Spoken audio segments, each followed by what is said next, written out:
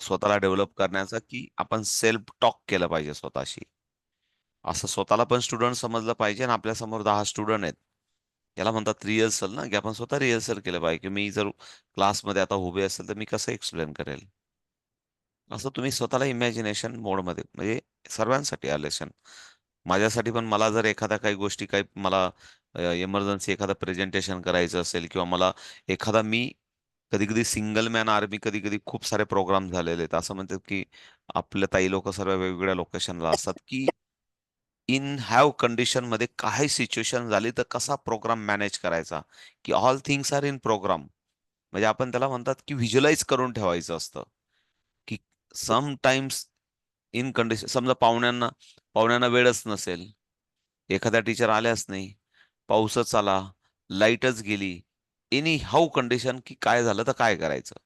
They will be, all should be plan in mind and plan in field. म्हणजे एक mind मध्ये असतो आणि एक फील्ड मध्ये त्यावेळेस प्रेझन्स ऑफ माइंड करणं. एक उदाहरण सांगतोय तुम्हाला मी.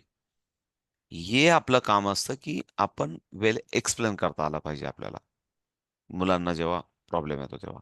त्याच्यासाठी ती प्रॅक्टिस आहे. जगामध्ये असं परत सांगतो, 20 लाख रुपये भरले ना तरी अबॅकस असं कोणी शिकवत नाही. त्यांना काहीच घेणं देणं नसतं. त्यांना महत्वाचं काय असतं, फ्रँचायझीचे पैसे भेटले 40-50 हजार रुपये, आणि तुम्ही ऍडमिशन घेणार आहे त्याच्यातून पर्सेंटेज भेटलंय. परत क्लिअर करतो. हा, we are the going to different. कारण मी पण 15-20 वर्ष जे केलंय ना, आणि मी पण खूप साऱ्या लोकांबरोबर काम केलंय, त्याच्यातून वी कॅन मेक अवर खुद का बनाव ना. खुद का भी मॉडेल होना चाहिए ना. आपल्या पण एक स्वतःचे विचार असले पाहिजे, आणि ते बेस्ट असले पाहिजे, हा एक प्रयत्न. बाकी काय. So okay. So ready for the बरं आता कॅल्क्युलेशन. टेन्सला पण म्हणतात sir. 93 plus 7 minus 50 minus 40 minus 9 plus 29 plus 20. What is the answer? Set the zero. Who tell me answer? आहे क्लासमध्ये आन्सर? क्लासमध्ये आन्सर आहे? Who tell me answer? 50. Answer is 5050. स्वातीताईंकडे आन्सर आहे. स्वातीताई Gangurde, right answer. So ready for the calculation. Please concentrate. Okay. 38 minus 33 minus 4 plus 11 plus 8 plus 82 plus 33. Answer is, show me on your fingers. सुषमाताई. 135. बापरे, कोणाला काही झाली बाबा एवढी सांगायची? 135. Show me on your fingers. Answer is the 135. Okay ना? दिसतं, त्यांना दिसते, तुम्हाला पण दिसणार प्रत्येकाला. रेडी फॉर द, सुषमाताई, ready for the calculation. Okay, please. 72 again plus 72. घाई करू नका, शांततेत करा. 72 अगेन प्लस 72. आता 70 साठी तुम्हाला कॉम्बिनेशन वापरायचं आहे.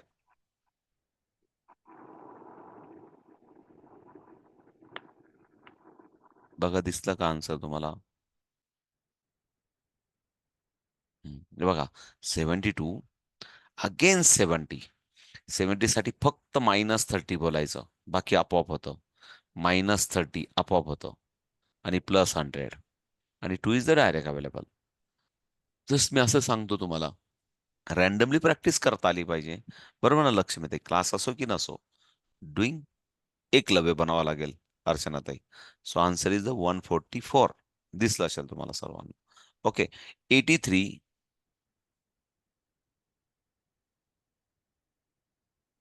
प्लस 88. 83 प्लस 88.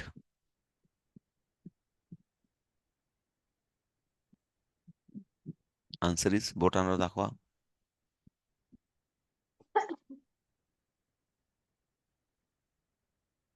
दाखवताय छानपैकी ताई, व्हेरी गुड. 170, 170, वन. आता काही ताई लोक 2 दाखवत आहे, मला माहित नाही 2 दाखवत नाही. एक जस्ट सांगतो मी तुम्हाला. म्हणजे आपण या मोड मध्ये आलेलो आहोत आता. एक जस्ट हा एक 2-5 मिनिट आपण याच्यासाठी हे खर्च केले. आज आज एक नवीन कन्सेप्ट आपल्याला कम्प्लीट करायची आहे. आणि मग आपल्याला उद्या तुम्हाला सबमिशन, प्रॅक्टिस पेपर आणि नंतर रविवारी अ, तुम्हाला आपण रविवारी एक्झाम घेऊ ऑनलाईनची. या रविवारी, येणाऱ्या रविवारी. ओके. आणि उद्या मला वाटतं शुक्रवार असेल ना. उद्या शुक्रवार आहे का का शनिवार आहे? कोणी सांगितलं का मला? शुक्रवार. माझा अख्खा आठवडा डिस्टर्ब झाला यार. शुक्रवार आहे ना, ठीक आहे. तर शुक्रवारी उद्या आपण फायनल एक्झामचं सबमिशन तुम्हाला देऊन टाकेल उद्या. आणि रविवारी आपण ऑनलाईन एक्झाम घेऊ. शनिवारी सर्व डाटा कलेक्शनचा आहे. जो मला डाटा हवा आहे तुमचा आयडेंटिटी कार्ड, बॅच वगैरे जे काय बनवायचं आहे, सर्टिफिकेट, त्यासाठी डाटा कलेक्शनचा मी शनिवारी देईल तुम्हाला. जे उद्या पहिले आपण एक्झाम बद्दल फायनल करून घेऊ. आणि शनिवारी एका दिवशी सर्वजण एका दिवसात एक फोटो सिलेक्ट करून ठेवा. आणि ज्या ताईंना ब्लेझर्स, म्हणजे ज्यांनी 10,000 100 पे केलेत, त्यांनी जो डाटा देईल मी उद्या, मला वाटतं आत्ता पण देऊ शकतो, त्यांनी तो आपल्या लेडीज टेलरकडे जाऊन तो डाटा पण कलेक्ट करून ठेवा. मी जेव्हा विचारेल तसं मी एका फॉर्मॅटमध्ये सांगेल, त्या फॉर्मॅटमध्ये टाकून द्यायचा. आणि कोणीतरी लगेच ती प्रोसेस सुरू होईल. ओके. So okay. काय सांगत होतो मी? 2 मिनिटं. हा, मला आजच्या कन्सेप्ट मध्ये जायचंय. 1 मिनिट फक्त, एकच मिनिट घेतो फक्त. 1 मिनिट.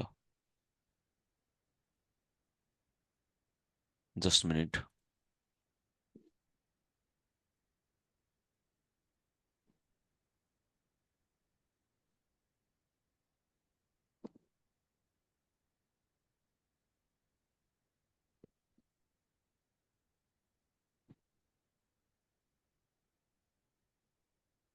अरे देवा. समथिंग इज इश्यू बरं का. त्या दिवसासारखं पुन्हा परत प्रॉब्लेम आला. जे प्रेझेंटेशन असतं ना आपलं, एक तरी पण एक लास्ट पर्याय मी चेक करून घेतो, कारण असं होत नाही. एक लास्ट पर्याय मी चेक करून घेतो. एक जस्ट मिनिट. करप्ट झाली ती फाईल पुन्हा परत. अरे देवा. 1 मिनिट देता का मला सर्वजण? रिकवर करावं लागेल मला ती फाईल. कशी रिकवर होईल? एक जस्ट मिनिट. 2च मिनिटं द्या. अरे देवा. 2024. गडबड झाली. माझा आहे ना गुगल ड्राईव्ह डाटा फुल झालेला आहे, त्याच्यामुळे खूपच प्रॉब्लेम येतो मला. तर ठीक आहे ना, 1-2 मिनिटं द्या फक्त मला. सॉरी. गडबड झाली, मोठी गडबड झाली. ठीक आहे, काय हरकत नाही. तर मी सबस्टिट्यूट एक फाईल ओपन करतो आणि त्याच्यामधून आपण शिकून घेऊ. No problem. चलो. कारण कन्सेप्ट महत्वाची आहे, ती आपण समजून घेऊ प्लीज. एकच मिनिट. ओके. ओके, प्लीज इकडे लक्षात द्या सर्वजण. समजून घेण्याचा प्रयत्न करू. नंतर मग आपण उद्या अजून जे मला डाटा नाही दाखवता येणार, मी सर्व प्रेझेंटेशन मध्ये टाकलेलं होतं. प्लीज इकडे लक्ष द्या सर्वजण आता. ओके, प्लीज इकडे लक्ष द्या. ठीक आहे, इकडे लक्ष द्या. आता आपण काय करतोय की एक एक पार्ट बाकी आहे आपला फक्त एक्झामसाठी. लर्निंगसाठी सुरूच राहणार आहे. इकडे लक्ष द्या. माझा आवाज क्लिअर येतोय का? कोणीतरी सांगेल का? कोणीतरी सांगेल आवाज क्लिअर येतोय माझा? हो सर येतो. हा. Yes sir. इकडे लक्ष द्या. की आता मल्टिप्लिकेशन आपल्याला आजचा पार्ट आहे आपला शिकायचा. आणि जर मला मल्टिप्लिकेशन करायचं असेल, तर मल्टिप्लिकेशन पहिले आपण 1 डिजिट बाय 1 डिजिट अबॅकस टूलवर जर एखादी कन्सेप्ट मला राईट करायची असेल तर सिम्पल, प्लीज इकडे लक्ष द्या. तर सुरुवातीला आपण एबीसीडी पासून शिकतोय की 1 डिजिट बाय 1 डिजिट करायचं असेल. आणि मग आपल्याला लक्षात येईल. प्लीज इकडे लक्ष द्या सर्वजण. पहिले समजून घ्या प्लीज. की 1 डिजिट बाय 1 डिजिट करायचं असेल तर हे दोघं जे आहेत ना, 1 डिजिट म्हटलं की हे दोघं युनिट आहेत. इकडे लक्ष द्या. हे दोघं काय युनिट आहेत. आणि म्हणून एक थोडंसं एक अंडरस्टँडिंग म्हणून आपण लक्ष देऊ की युनिट आणि मल्टिप्लाय युनिट जेव्हा होतो, प्लीज इकडे लक्ष द्या. युनिट मल्टिप्लाय युनिट जेव्हा होतो तेव्हा लास्ट डिजिट, इकडे लक्ष द्या, लास्ट डिजिट ऑन असं लिहितो मी. Last digit on unit. थोडंसं समजून घ्या फक्त, मी माऊसने लिहितोय म्हणून. म्हणजे जेव्हा युनिट अंक असेल म्हणजे एक अंक असेल, पुन्हा परत युनिट म्हणजे एक अंक असेल, आणि जेव्हा युनिट मल्टिप्लाय युनिट होतो तेव्हा जे काही उत्तर येणार आहे या युनिटचं, फॉर एक्झाम्पल आपण अंक टाकूया प्लीज, इकडे लक्ष द्या. फॉर एक्झाम्पल इकडे 9 आहे, इकडे 9 आहे आणि इकडे 6 आहे. या दोघांचं आपण मल्टिप्लिकेशन केलं की काय येणार आहे, 54 येणार आहे आन्सर. ओके ना, 54 येणार आहे. आणि मग इथं काय म्हणतात, last digit L D on unit, unit rod you are करू आपण, इकडे लक्षात आहे यू आर मीन्स या 54 मधला शेवटचा अंक कुठला आहे, सर्वजण मनातल्या मनात बोलू शकतात. 54 मधला शेवटचा अंक आहे 4. हा 4 कुठे येणार, युनिट रॉडवर येणार. मीन्स जर आपल्याला इकडे याचा आन्सर दाखवायचा असेल 50 आणि हा 4, हे तुम्हाला लक्षात आलं असेल की मला काय सांगायचंय. फॉर एक्झाम्पल आपण 6 9 जा केलं, त्याचा पण आन्सर 54च येणार आहे. सॉरी, 6 9 झाले का, 9 6 जा, 9 6 जा झाला का, मग आपण दुसरं घेऊया.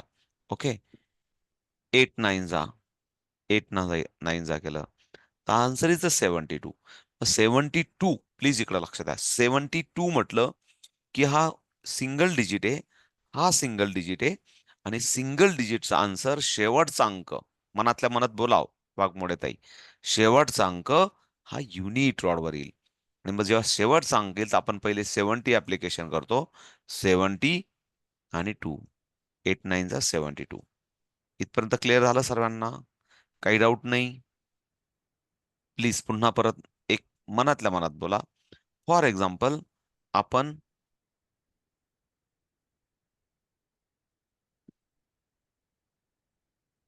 6 5 जा केला, सो व्हॉट इज आन्सर, 6 5 जा इज द 30. इकडे लक्ष द्या, 30. आता 30 मध्ये बोला मनातल्या मनात, शेवटचा अंक काय आहे, 0 आहे, तो कशावर येणार, युनिट रॉडवर येणार. तर 10च्या रॉडवर फक्त 30 येणार, म्हणजे 3 येणार, 3 येणार, आणि it is answer is the 3030. अजून एक आपण समजून घेऊया, प्लीज इकडे लक्ष द्या.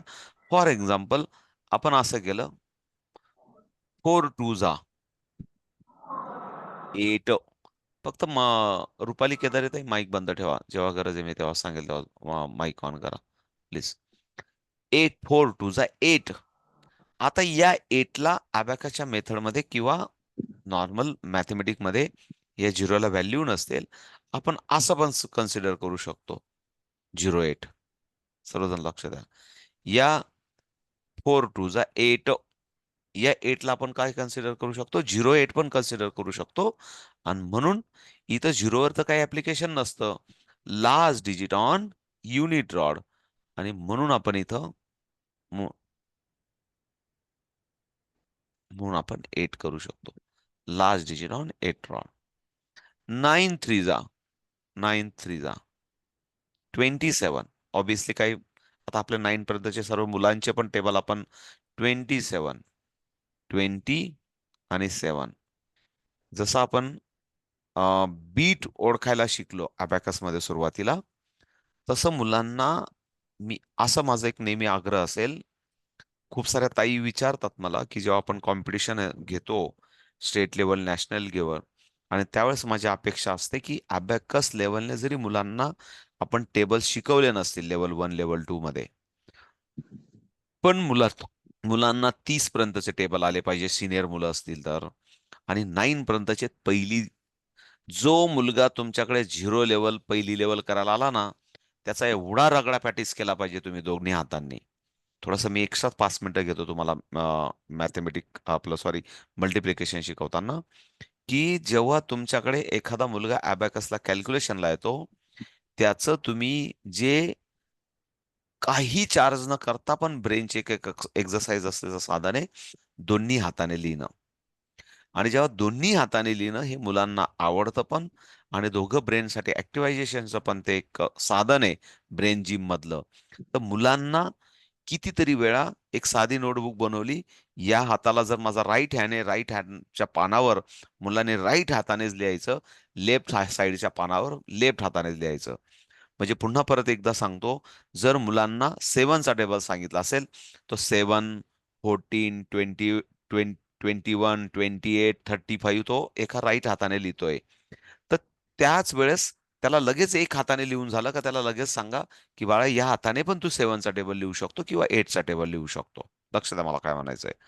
लगेच त्या या ब्रेनला पण विचार करू द्या, या ब्रेनला पण विचार करू द्या.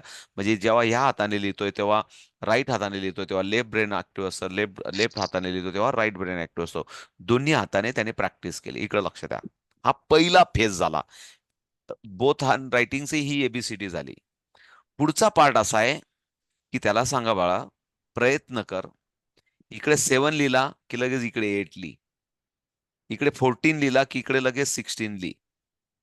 इकडे 21 लिहिला इकडे लगेच 24 लिही. हा सेकंड फेज झाला. सेकंड फेज झाला. त्याच्यानंतर पुढचा फेज असेल की बाळा दोन्ही हात असे आण की इकडचा हात 8चा टेबल लिहितोय आणि इकडचा हात काय लिहितोय 7चा टेबल लिहितोय. पण त्याच्यासाठी प्रॅक्टिस लागेल अर्चनाताई. हां, त्यासाठी आपल्याला पण थोडंसं तुम्ही करतात ऑलरेडी. पण याच्यासाठी थोडीशी प्रॅक्टिस लागेल. म्हणून तर मी सांगतो ना, रगड्या पॅटीस, मोर प्रॅक्टिसेस, मोर एक्सलन्स, मुलांचा कसा टाइम युटिलाइज करायचा, असे खूप साऱ्या तुमच्या समोर प्रश्न असतात.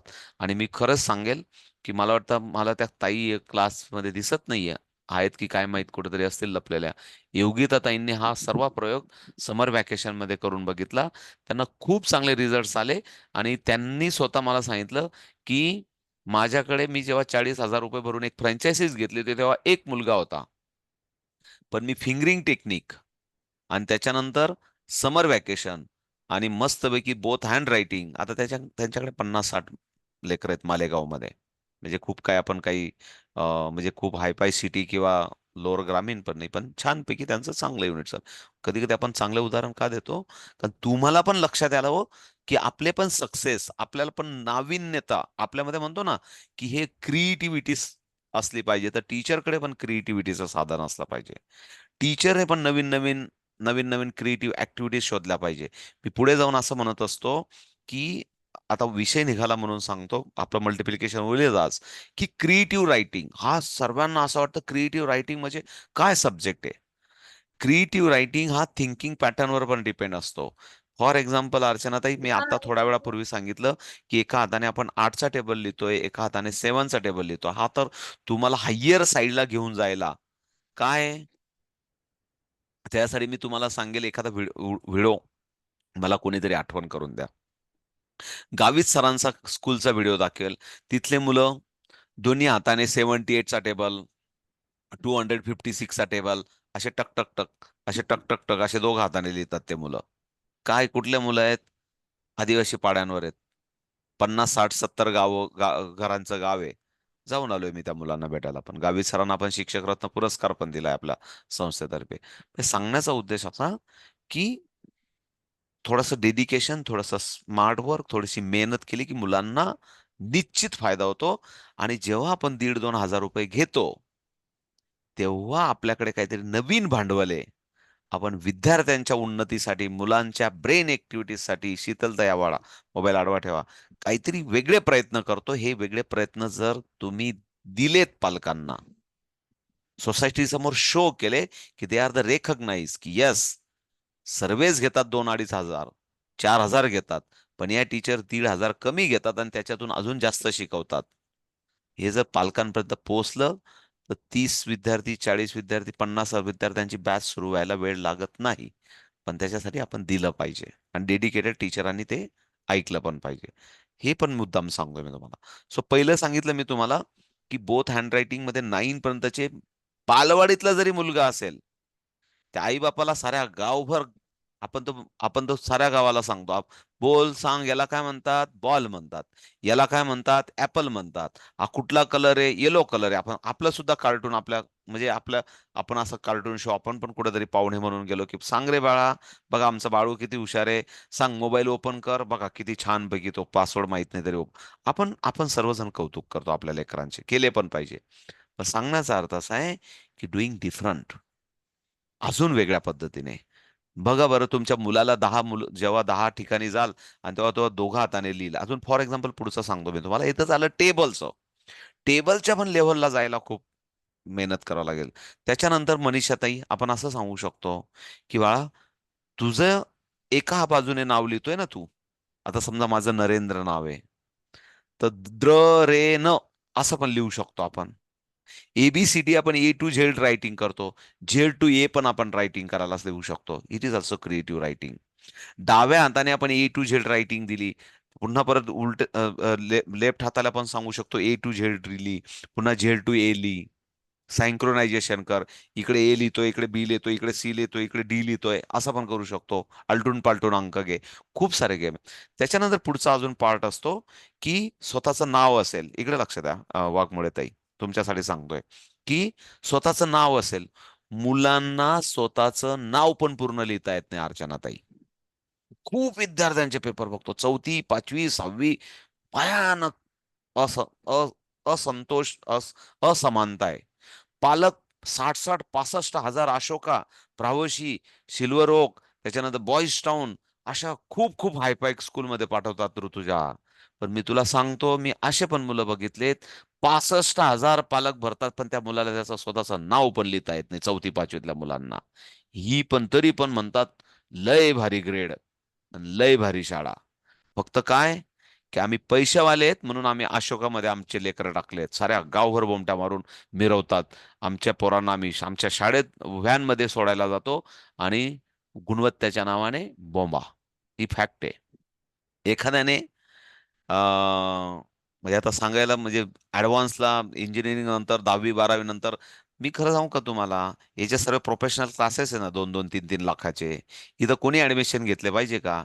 ज्या लेकराने 80% 90% स्कॉलरशिप मिळवली त्यानेच घेतलं पाहिजे. त्यानेच घेतलं पाहिजे. अहो ती तर अक्षरशः आहे ना डोक्यावरून जातं त्यांचं अख्खं पारायण.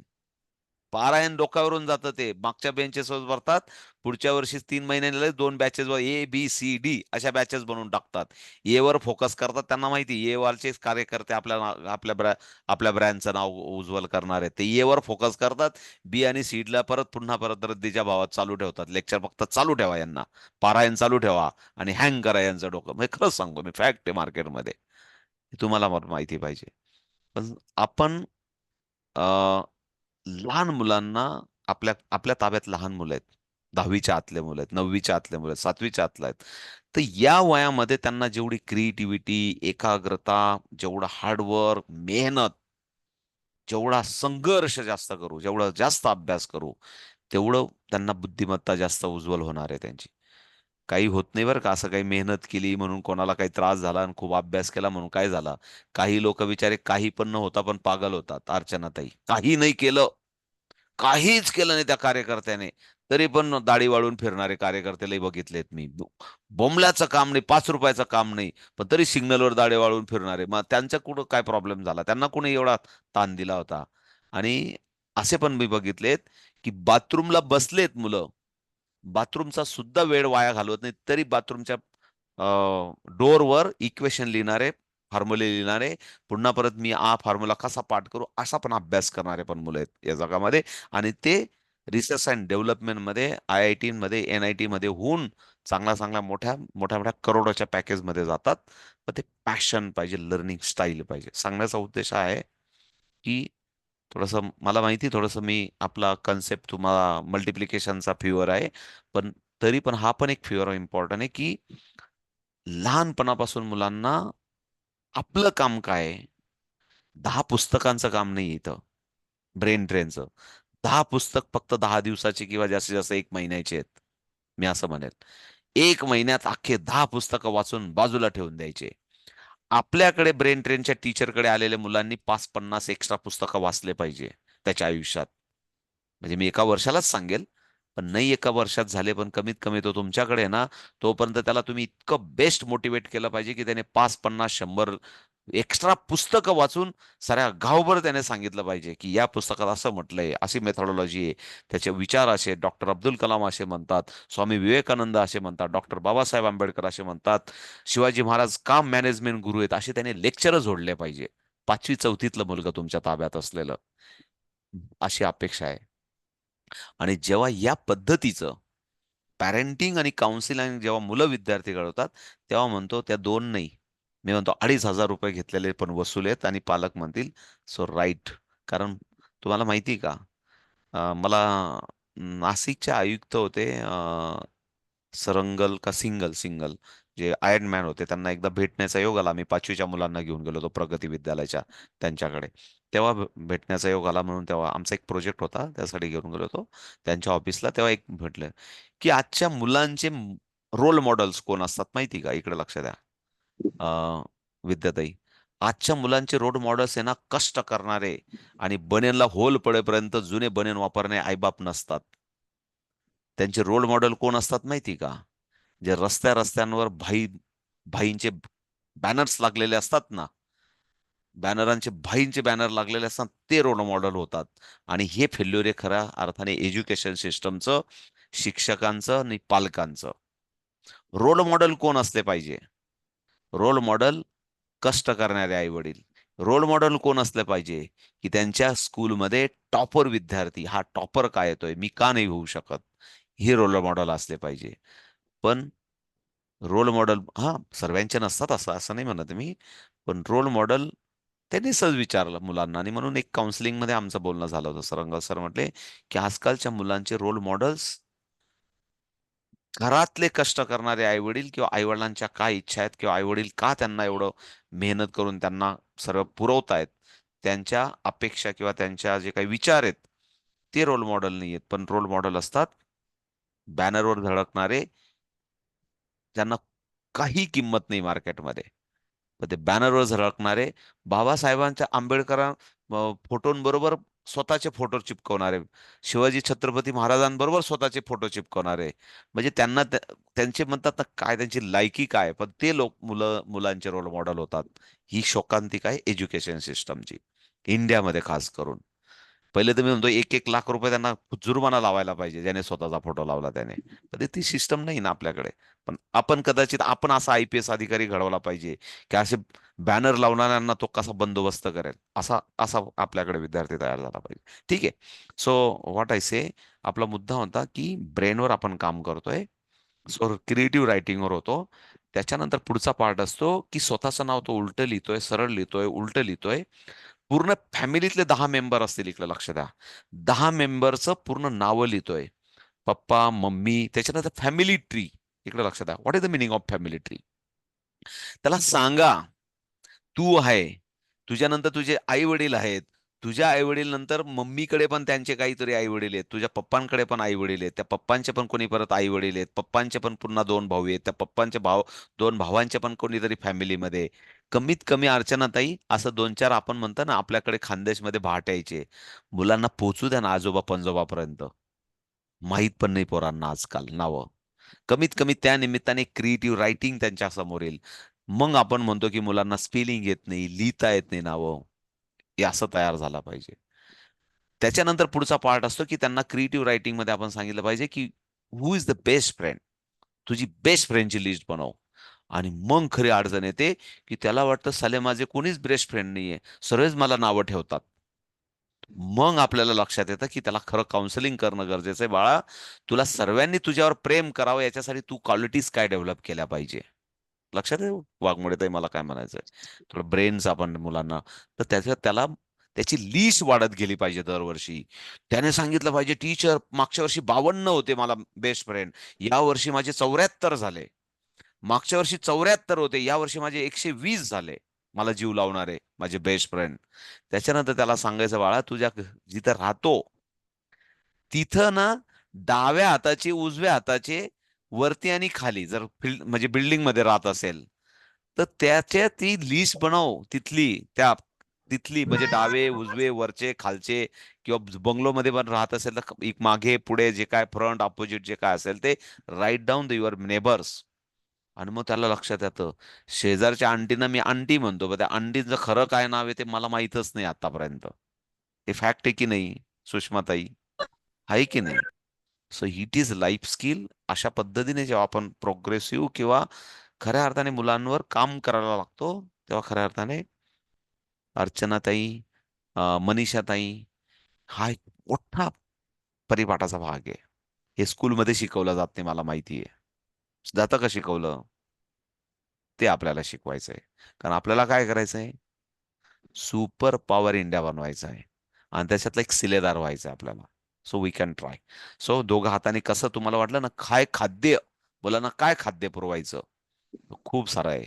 खूप साऱ्या लिस्ट आहेत, पॅरेंट्स आहेत, नातेवाईक आहेत, फ्रेंड्स आहेत, शेजारचे पाजारचे आहेत, किंवा तुम्हाला असं वाटलं की नाही काय आता मला मटेरियल पुरत नाही, अॅनिमल्सचे नावं लिहा, डाव्या हाताने उजव्या हाताने तेच.